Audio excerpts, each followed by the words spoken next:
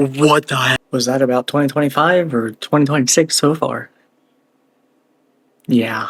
2024 was the worst year of my life, and 2025 fought real hard to take that title. Anyone else feel that way? Not just for me, but for my family, my friends, people I follow online, the whole country.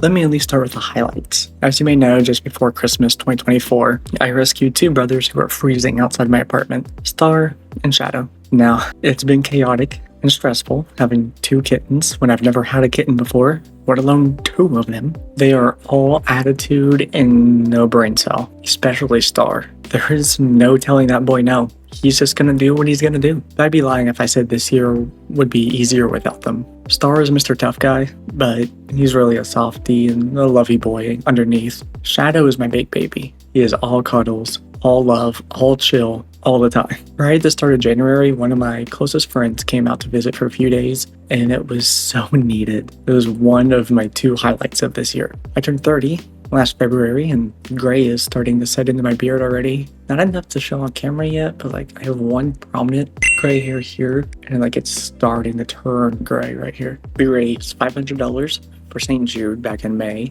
as we always do every year. The total amount, I don't remember quite what it was May 31st, and I think donations are still going towards the Play Live campaign, but currently it is $3,180,043.22, which is incredible. I love St. Jude so much. Not even planned, I'm wearing a St. Jude shirt. 90% of the time I'm wearing a St. Jude shirt. I have so many of these. I made the decision to pivot my content more towards Pokemon, just across the board. Not being able to buy all the latest games, that was just rapid fire coming out constantly, and trying to stream and make videos on whatever game and keep up with trends, as a variety, it's impossible, essentially. You can't get the game. And Pokemon is what I know most about. I can yap endlessly about it, which is where my Pokemon 101 series came from. And as part of that, the daily Pokédex. I've had so much fun with it. We ended 2025 with the end of Kanto. January 1st was the start of Johto. It's been so much fun,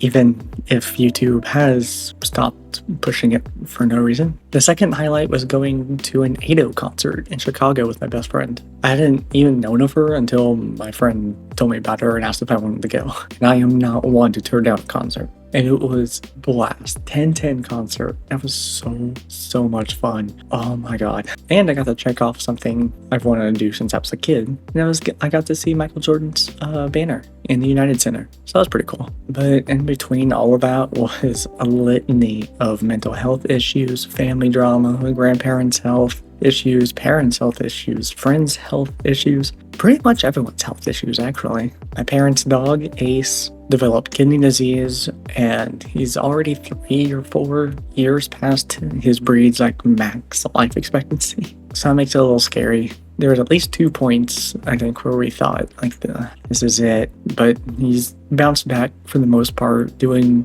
relatively well. Still can't get hired anywhere. My freelance clients dried up in 2025. And with Gen AI being that new hip thing, not a lot of people want to hire designers. I can just pay whatever subscription price to GPT or Sora or whatever, and boom.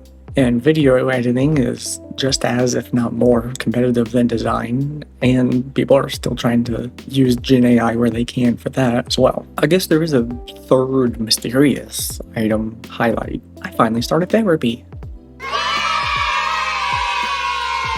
It's something I've been wanting to get back into for a long time. I'm so glad I did. I've always said for the past 10 years or so, when I first started therapy in college, everyone should try it, even if just for a month or two.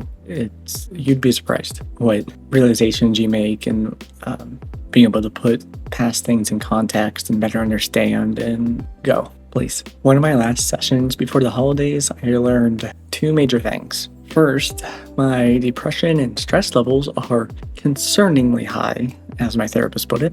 But to me, that's just my baseline operating day to day. After these last few years, I'm constantly, unconsciously, or subconsciously, in emergency mode. And quite frankly, it comes down to finances, which I'm sure is the case for a lot of people. If I had, better, steady, consistent financial flow, then everything else I'm worrying about, I could worry about to a lesser, a more healthy degree, a more reasonable degree. Which is why I decided to start streaming even longer, a little more frequently. I did one long stream and then I got sick for 2 weeks. I've been wanting to do this video for a week and a half, but yesterday was the first full successful day of talking with no ramifications. You can probably still hear it in my voice too. If you go through the last few daily Pokédexes, you can hear my voice get worse and then like come back, but it's not quiet. The second thing I learned is something I haven't been fully open to talk about up until now. I just kind of had to come to terms with it and understand it. I'm afraid to be happy. This is wild. Yeah, I have good days. I laugh throughout my day. I have things that bring me comfort and joy, and I try to find like the smallest of good moments in each day. But overall, I am scared to be happy. I'm always worried about this or that, waiting on someone's health updates, thinking about how I'm so far from my friends now, and if something's wrong, I can't be there for them or to help or anything. And that kills me. Even if I was more financially stable and I wasn't on emergency mode constantly anymore, I don't think I would know how to handle it. I think it would pique my anxiety for a few days until finally I could talk myself down and be like, no, it's fine, you are good. But that's a scenario to tackle when it comes, I suppose. I also had the 1 year mark of Tracer's passing, which was hard. It'll always be hard. I wouldn't say I'm doing better with the grief, but rather I don't think about it as much. Whereas before, any little inconvenience, I'd be like, I wish I could just go curl up with Tracer right now to like go feel better. Whereas now it's more the occasional downtime. If I'm laying in bed, sitting here, waiting for something to render or load, I just think like it'd be nice to just like laying here to know that she was just like laying in the other room or something. Star does his own thing. But Shadow notices sometimes. He'll come up to me and want attention, and he'll actually climb into my lap. The boys are really bad about being on either side of the chair or up on my desk and wanting an attention, but they won't come into my lap where it's a lot easier.